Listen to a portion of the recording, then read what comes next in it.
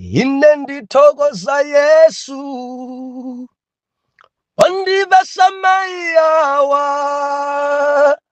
kuti tidzikondana ife ngakhale ndili woyipa.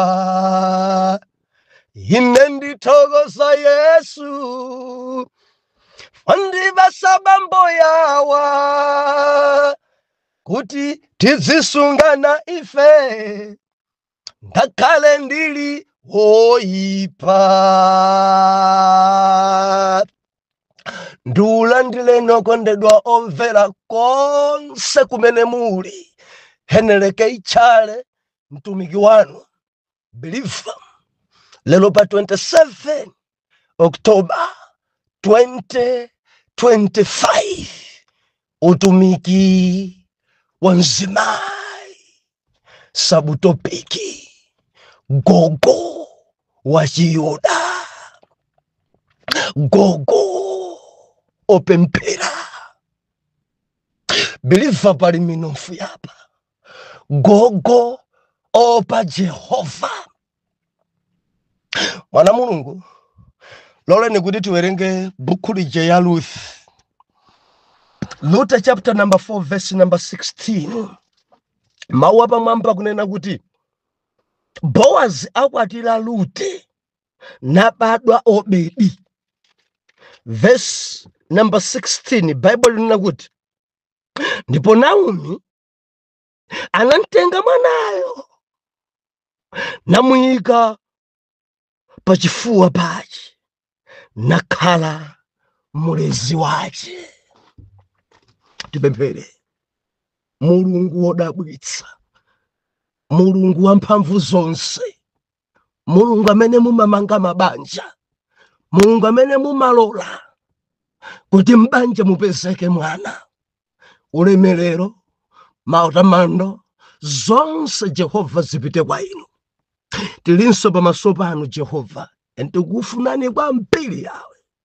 Mutilankhule, mutiphunzitse, dzudzulani Jehova, ndipo tidzamva m'dzina la Yesu.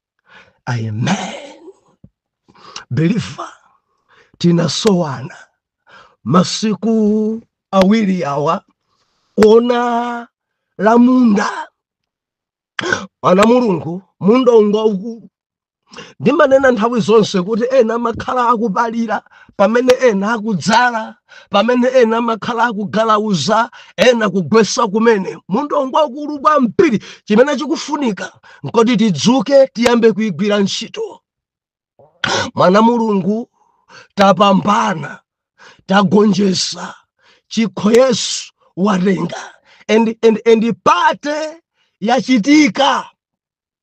Tinali mboma lija la Tcholo pa Mtambanyama.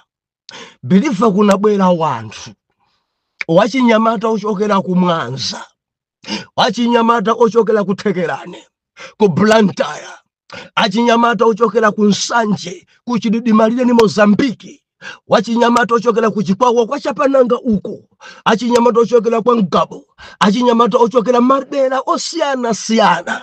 Kudali mwana wa Mungu pachichewa amati ku chinantindi cha wanthu. Eni Mulungu wadzilemekeza kwambiri kuyambira Friday madzulo mpaka nadzulo Sunday kumaliza moto mango yaka. Ndikudziwene kuti pa mahondo panali ana ayawe amene nkapembedzera kuti Jehova ana anu chitanaoni, ana anu agwiriseni ntchito, ana anu apambanitseni. Mwana Mulungu, pate yachitika chifukwa cha wachinyamata mmodzi amene apanga chisankho kunena kuti moyo wa dziko lapansi ndikulekana nawo, ndifuna ndiyambe kumtumikira Mulungu. Bible imanena kuti kumwamba kumakhala phwando ndi chisangalalo chifukwa cha moyo umodzi wokha amene wapanga chisankho chosiya za dziko. Ambuya kudalitseni ma intercessor. Ngwazi za Yehova ambuya kudalitseni. Ena muli kunja kwa dziko koma munali pa maondo. Mulungu akupambanitseni. Amene mwatiimbira foni kutifunira mafuno abwino, ena chuma chanu, Mulungu oyera mtima wopambana asinthe nyingo zanu. Hallelujah. tagonjetsa basi. Tagonjetsa basi. Wow. Modziwa masiku tili nawo ano ngati zinthu zikuonongeka kwambiri ndi achinyamatawo. Ndeti manena nawo kuti wachinyamata kusaya kuti adzuke kutulo. Chifukwa wachinyamata akamaliza mkonono ndi pamene zinthu zikuonongeka. Kuti kumipingo mumusweka achinyamata amene tulo m'maso mwawo tatha adzuka.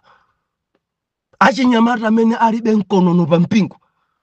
Wachinyamata amene akudziwa udindo wake. Wachinyamata amene ali m'maso. Paulo anati koma iwe wekha khala m'maso mu zonse. Nyamata ndikulankhulaso ndi wina mwina sunali kuthyolo koma ndimafuna ndikulangize uli ndi udindo. Uli ndi udindo usakhale wogona. Umayimba kwaya ndi wa praising team. Uli ndi udindo pa mpingo pamene uli, ministry imene uli, pa grupu pamene uli, usagone usalize mkonono. Padzidziwika kuti pali wachinyamata pano. Wachinyamata ndi thandizo magawo ochuluka and kanti mpingo kandi grupu kumene kulibeko wachinyamata achinyamata ngati kulibeko ndikuti chiutumikicho nchakufa chilibe tsogolo. Chifukwa nyamata amene walero ndiye wakuimba kwayawa koma sikuti akuthera pa kwaya. Nzofunika kumako chaliana mukamona wina maso ali mwamwa kumubweza. No. Maso ako aphulika ukangoyamba za mwamwa. Haleluya. Dzuka kutulo. Chipulumutso chili pafupi. Ndi phunziro imene tinali nayo kumtambani ya makuthyolo. Kumamba kulandire olemo. Wiki ino get ready. Kululwe dera lina la Chididi limatchedwa kuti Lulwe. Malire ndi Mozambiki uko kululwe. Wiki ino nsonkhano chinsonkhano kumeneko maso ndi maso papapa. Ino amene muli cha ku Mozambiki mbali imene, ino amene muli ku Malawi cha ku Nsanje mbali imene, tini nsonkhano kululwe. Bwanji tikakumanenso kumeneko kuyambira Friday mpaka na Sunday. Believer City kupuma. And kupuma kwathu nkumwamba basi. Ife tifuna tigwire ntchito kukali nsana. Chifukwa dzafika nthawi yoti mphamvu zimenezi zidzakhala zitatha. Now tigwiriretu, tikangalike, tijijirike. Ana Mulungu ma intercessor pemphererani dera lija la Lulwe kuti Mulungu akadzilemekeze kumeneko uku Malawi, uku Mozambiki. Kwako chani chilaphuko. Hallelujah, hallelujah. Sabata yatha poimanga wiki timanena kuti mau anjoka. Believer, mau anjoka sokoneza zinthu. Mau anjoka thesa mabanja. Mau anjoka wina danchosesa pa nkaka kumuyika kunja kwa nkaka. Mau anjoka wina wacha kukulu kutika chifukwa cha voice ya njoka. Wina dathesa banja yake chifukwa cha mau anjoka. Ama kulonjeza zambiri njoka koma sakuza zowawa zimene ukumane nazo. Ama kukomerwesa ama chipenta chinthu njoka choneka ngati golide koma si golide. Ndimafuna ndilisa khwerere azimayi musamale.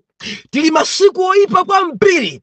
Njoka zilibalala, njoka zikunena, njoka zikuchemelera, njoka zikunena zopanda pake, njoka zimafika pena pake kukusokoneza munthu. Pafupifupi 99% azimayi mudalankhulidwa ndi njoka. Ndipakhoza kukhala mwina 50% azimayi amene adapambana nkuyuza njoka una kuti choka ukunena za chabe. Akhoza khala ndithu 50% ya azimayi ena amene adagwirisa ntchito ndi kuyamba kuyenda mu chimene njoka yalankhula. Ndinena pano akulira amanena kuti adali amunanga awo koma njoka idandipusisa. Adali amunanga awo akudusatu pa galimoto. Adali amunanga awo ena dachoka kumpanda. Adali amunanga awo njoka idampusisa. Adali amunanga awo adada munanga ao amanena timau to swashwarika amanena timau to kukomedwesa amanena timau ende ni manene nekuti njoka jeima kalaita dziwa kuti kudusa munyengo za paniki babanja lako imadziwa njoka kuti ndi amuna anu mwayambana imadziwa njoka kuti amuna kwa nyanyala kugona babalaza imadziwa njoka kuti amuna kwa sakupasa ndalama imadziwa njoka kuti mukudusa munyengo zo kwakholeseka mbanja mwanu mukungogwebana ndi njoka jeima bwera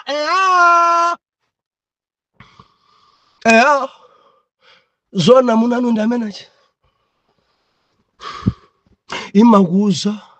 imakuuza njoka iweyo ndiwe chiphazuwa ine kukhala ndi iweyo sindingadye ndiwe mkazi wabwino ndamamba kukuchemerera tsitsi lako mene kuonekera matsaya ako akhosi yako we ukangomwetulira ndiwe mkazi wabwino kwambiri ndiwe mkazi wabwino kwambiri ndipo atati mpata wapezeka wandipasa mpata ndipase mpata uchoke kwa amene ucha ndipase mpata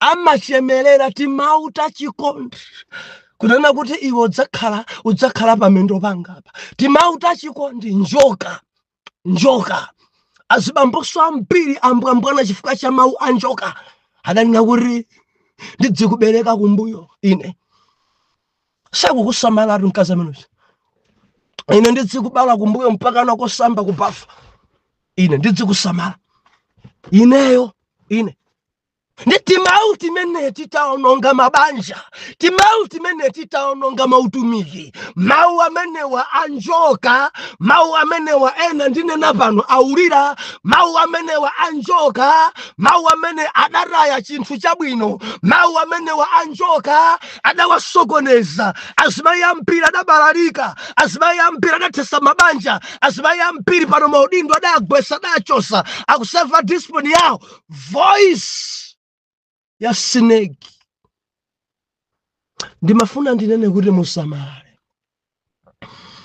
akhoza kukulankhula ali mgalimoto mwake wayona galimoto ikukudikiratu usachedwe marela asachite kutatu ikukudikirira nkoma kuonetsa mamiliyoni udzona idzi zidzakhala zako zimenezi dzikukudikirira sakuuza zowawa adzingokuuza dzabwino dzokha dzonuna dzokha sakuuza zopweteka iwe ukamapita kuja kuzunzika kulephera kugona mtima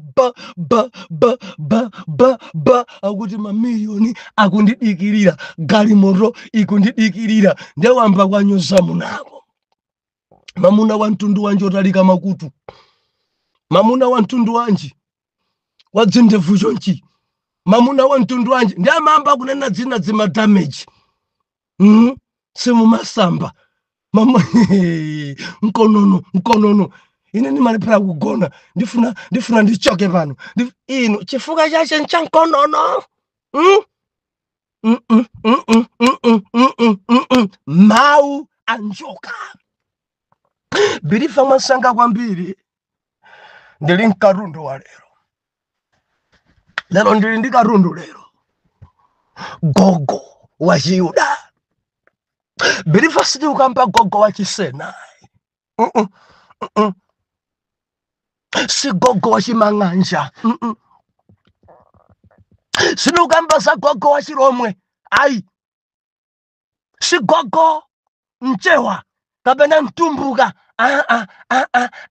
tukunena za gogo wa Chiyuda amarani gogo pemphera amarani gogo opa Jehova amachitanji bilifa kulya gogo kudziko kuno pena nkumachita kudabwa gogo mene kuipa mtima chonchibwa gogo opemphera gogo wa Chiyuda gogo opa Jehova Naomi gogo chitisakasu Naomi gogo olangiza bwino Naomi gogo olera ana Naomi gogo ovomeleza kuti ine ndi gogo kodi mudziwa kudziko kuno pali dzia gogo dzina zoyipa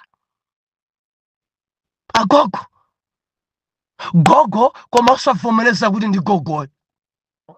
Kwapasa mona gogo muli banja kukunyoza akhoza kukutukwana. Gogo nda gogo ine ndidabereka amako ndine. Ndidabereka bambo yako ndine.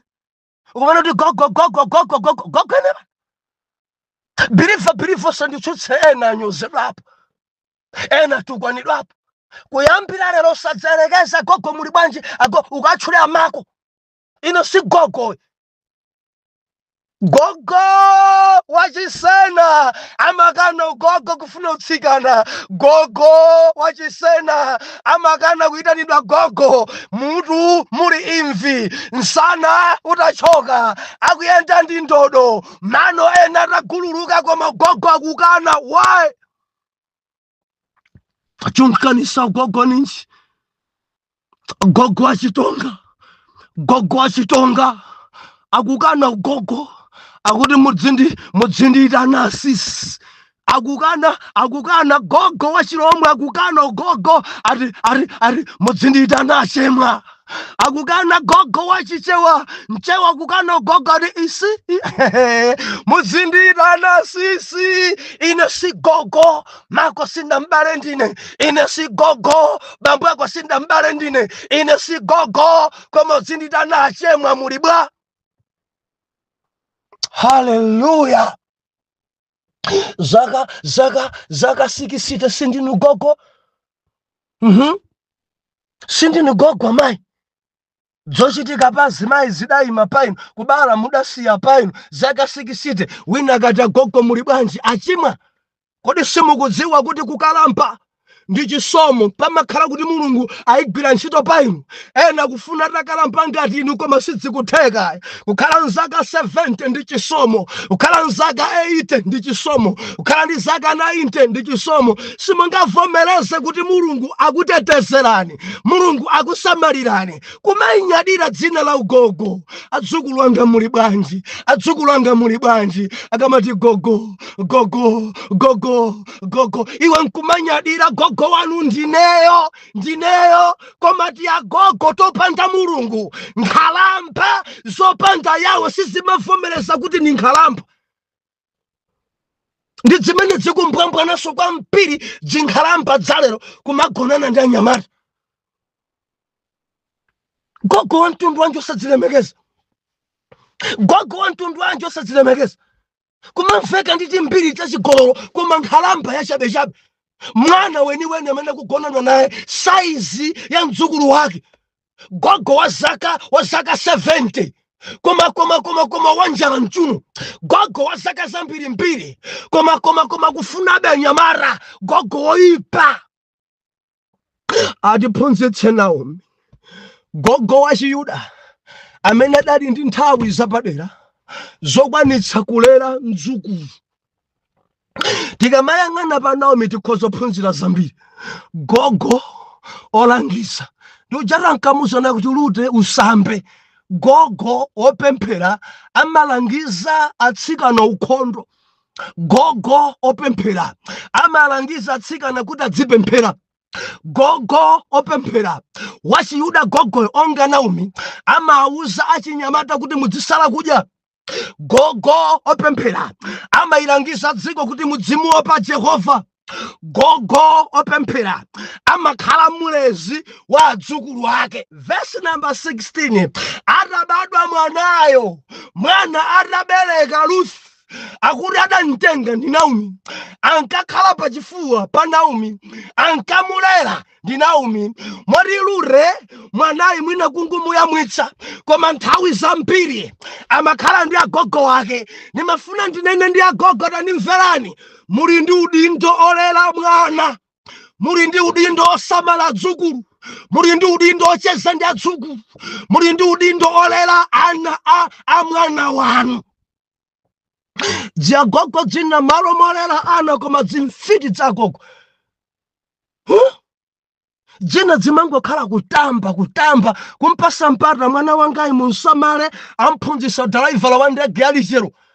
Usangodabwa kuti mwana ujamba kutamba ku Malawi.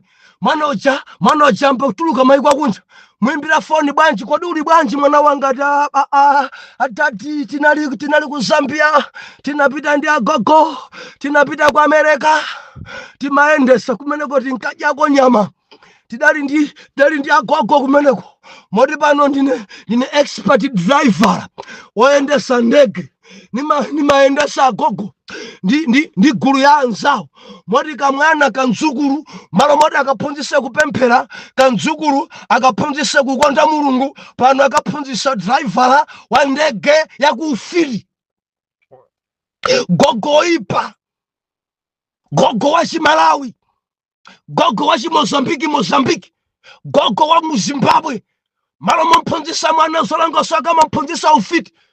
Gogo wa Afrika. Akarazama kwambiri nkumauluka, akarazama kwambiri ndi ufiri, akarazama kwambiri nkukhala m'manda, kukhala ndi kakoleji kapadera kophunzisa ana ufiri. Malawi tandimvetsera kudziko kuno ufiti ulipo. Boma langa sindikudziwa chifukwa chani mudathesa kuti ufiti kulibe. Kapena ufiti zukulu ndinamene mudafutala mulimene. Ufiti ulipo and in Bible adaolemba kuti ufiti ulipo. Ufiti ulipo koma dziko langa la Malawi akuti ufiti kulibe. Kazidathandiza ndi mfitizo malamulo kuti akhale choncho kuti asaonekere padera. Tamverani kudziko kuno kuli zimfiti. Agogo ena ndi zimfiti, agogo ena ndi otamba, agogo ena ndi oipa. Mwina anzathu a government simungaone zimenezi. Ife amene tili ni maso auzimu tikuona. Nkadakonda ine kuti mbamamu ena amene ali ndi diso la uzimu mudzapa sanso cholankhula kuti adzilankhula. Koma chimakhudza kwa ambiri kuti ambiri amene adali oyaka akangoyamba ndale samayaka. Endi ngochepa ekhoza khala ka 3% amene amalowa ndale ndi Mulungu nkudzachoka mabwe ndi Mulungu. Ambiri amasakala kundale, ambiri amagwa kundale. Chonadi chawo chimazilala, diso ya uzimu saonanso akangolowa ndale. Akangorawina chisankho pompo cha uzimu chimafa. Belifosa nditsutse maso anga wandaone ine kuti langali ndamva ine kuti wina woyaka kungu wina ukhansala, kungu wina UMP, kungu wina president adachoka pamaso pa Mulungu napanga za chabe. Why? Kundale kunso kukoneka kuti kuli manda pamene Chikristu chikufako and zotsatira zake palibe othandizira kuti ailengeze dziko ichenjezede kuti kuli ufiti. Mfiti zileke zikagwidwa mfiti zikuzimanga zizikaseva nawo zizikhala mprison zikuonongana sachimwa zikuvulaza ana. And kamwana kakakophunzira ufiti brief ndikudenene chincha uzimu akudziko simungachione. Mwana kangophunzira ufiti cha usukulu chimachoka. Mukadzamona mwana wanu wang'ono primary akusukulu kwanu ko sindikupitako, akusukulu kwanu usiku ali ndi college. Kuti kusukulu imene amayilimbikira ndi usiku ya gogo wake. Ndiye mwana sangakhale ni magalasi awiri. Ndiye sukulu ya kumidima ndi imene mwana yamuyamwa kwambiri kuchokera kwa gogo wake. Ndiye sukulu iyi yoti akayambe standard 4 ayamba kuofoka kwambiri. Akalowa mkalasi mangogona kumangodzira palibe chimene chikuchitika. Bilifa ndimafuna kuti ndikutseguleni maso. Mwana amene ankakhoza number 1 akangophunzitsidwa ufiti amadzakhala dalo kukhoza kulephera kuchita kunkankha anthu kudzadaba kuti mwana amene chanchitikira ncha ufiti. Umakhala ufiti auphunzira kuti agogo, auphunzira kuti aneba, auphunzira kuti akuntundu, auphunzira kuti ena maokalamba akuononga ana. Imafuna ndinene gogo wa Chiyuda amalangiza, gogo wa Chiyuda amalera mwana, gogo wa Chiyuda amasamala dzukulu wake, gogo wa Chiyuda amadya limodzi ndi dzukulu, gogo wa Chiyuda amavomereza gogo wake, gogo wa Chiyuda amadzisamalira, gogo wa Chiyuda sapanga padai, gogo wa Chiyuda amasunga chiyero, gogo wa Chiyuda amasunga adzukulu. Zima ndikhudza tia gogo lina ku Malawi kuno ana awa South Africa. Ndiye adasirana enanu masidwa ana 4 enanu ana 6 ana amwana wanu kuti mwasamalire dzukanika ndinu gogo mtundu wanje. Mwana wanu amatumiza ndalama mwezi ukatha mugule chakudya ndi ana, mulipire school fees, kaya mulipa rent, kaya mulipire madzi, mulipire magetsi. Iye ali kumagobo kuja akudziwa kuti agogo mayi anga amenewo ndansira ana, amatumiza chakudya, ndalama chakudya mwezi ndi mwezi, koma chisamaliro cha gogo pa ana chukanika. Ana kuoneka ngati amasiye, zovala za anazo zochita khudza, kuoneka ngati mwana ibambo ake ni maji adamwalira, thupi la mwana kuchita kunyenchera ngati mwina kudwala matenda, ngati mwina zakudya sizikukwana. Agogo mayi ake wa mwanayi, mayi ake wa mdzukulu wanuyi, ndalama upeleka dzupita kuti agogo angothera kachasu ndi fodya, dzupita kuti agogo angosewera nazo, dzupita kuti agogo bwanjo sagula zakudya, mwana kupita ndi njala ku skulu. Agogo mdzukulu wanu ngati mudalera mwana wanuyi chikukufutani ndi chani kulera ana ake? Ngati mudasamala mwana wanu kuchokera m'mimba mpaka na mudambala mwana wanu, mudamphunzitsa mwana wanu, nayenso akulalowa m'banja ayamba ntchito kunja kwa dziko, akupasani ana ache mwalere. Khalani ngati Naomi, adzikhala mwanayi pachifuwa chanu, mudzikhala inu mulezi wake. Ndifuna ndiyamikire inu agogo pemphera amene muli ku Afrika, amene muli ku Malawi, mukusamala adzukulu. Mulungu akudalitseni.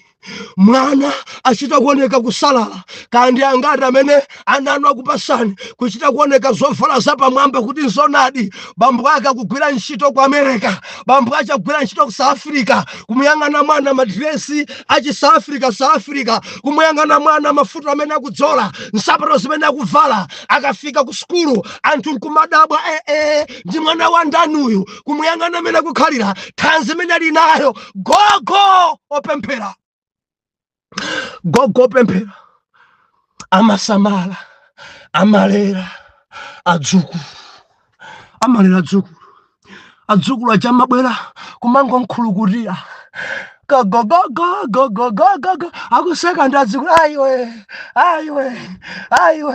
Iwe walanda mayi yako tivi, walanda mayi yako mandisinza chonchiwe, iwe walanda bambo yako iwe. Gogo ndi ana kumangosewera, anacho kumangokondwa kabula ku sukulu. Gogo mayi awo ali kunja osamsowa.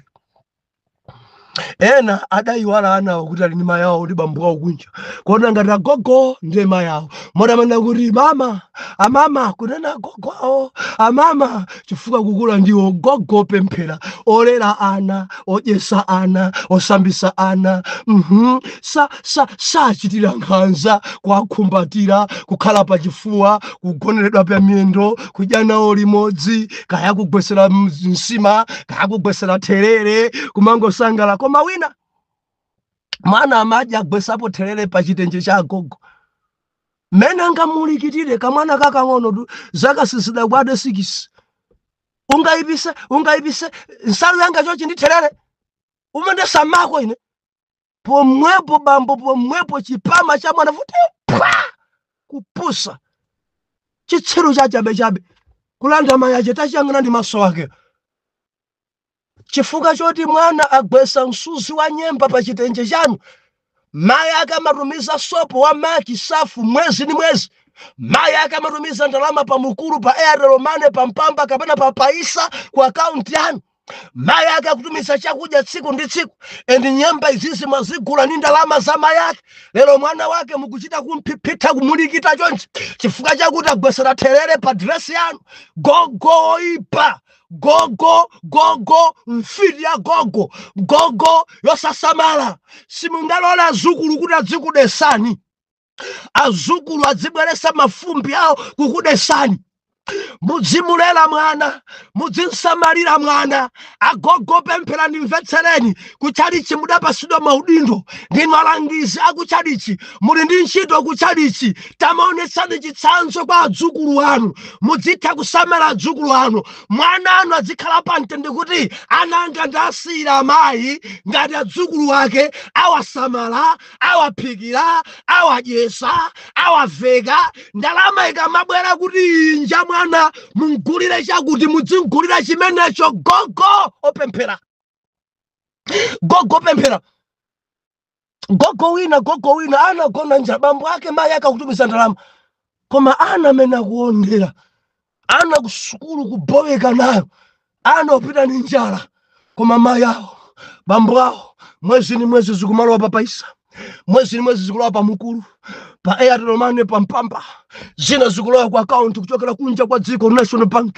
Mudzidya pamodzi ndi adzukulu wanu, aveke ndi adzukulu wanu, mwezi ni mwezi zikulowa, mwezi ni mwezi zikulowa. Gogo pemphera amazigwirisa ntchito moyenera ndalamazo. Gogo sapemphera pompo pamene amamba kuzunza adzukulu. Akadzayamba kulankhula mwanayi, ndibwereze pamenepo, mayi akadza kukwirani kopya zimene mukuachitira adzukulu wanu. Mayi ake akadzangoti amva amene ali mwana wanu, mudzayambana kopya. Chifukwa aneba unena mukuona ngati sizikudziwika. Nthawi ina mwanayi adalankhula pa foni, mwina ndi aphunzitsi adadandaula, ndipo ena anu ana anu akudziwa kale ndinu tamwali. Ana anu kunjako akudziwa kale kuti mayi anga sakuchita bwino pa ndalama, mayi anga amba kuzunza ana. Chifukwa choti aneba adapereka ripoti, komanso aphunzitsi adapereka ripoti. Moti mwanayi mdzukulu mukhala naye agogo ayamba kale kulankhula ndi mayi ake, moti mayi ake zikunkhudza kwambiri zimene mukuchita. Ndikupempheni bwanji mukhale ngati Naomi, bwanji mutasamala adzukulu, bwanji mutalera adzukulu, bwanji mutasawera nawo limodzi, bwanji mutaphunzitsa mawu a Mulungu, bwanji mutakonda. Gogo wa Chiyuda ngosiyana kwambiri ndi wachisena. Gogo wa Chiyuda amalera ndi kukonda adzukulu. Gogo wa Chiyuda amagwirisa ntchito ndalama moona mtima. Gogo wa Chiyuda amayenda mawu, amalangiza ana. Gogo wa Chiyuda amalera ana, amakhala pa phewa pake ndimangosewera. Gogo wa Chiyuda amavomereza kuti ndine gogo. Bwanji mundilondole mawa. Atate mu dzina la Yesu tikuyamikani, mwatilankhula, mwatiphunzitsa kudziko kuno nzona ndi kuli agogo oyipa. Tiafiti ta agogo akambelembele, mahule a agogo, zagogo za nkhanza, kuzunza adzukulu, sasawera ndi adzukulu, salera adzukulu. Ndikupemphera Mbuye, mwana wanu uyu ndi mmodzi mwa gogo amene mtima wake lero mwamulankhula mwapadera.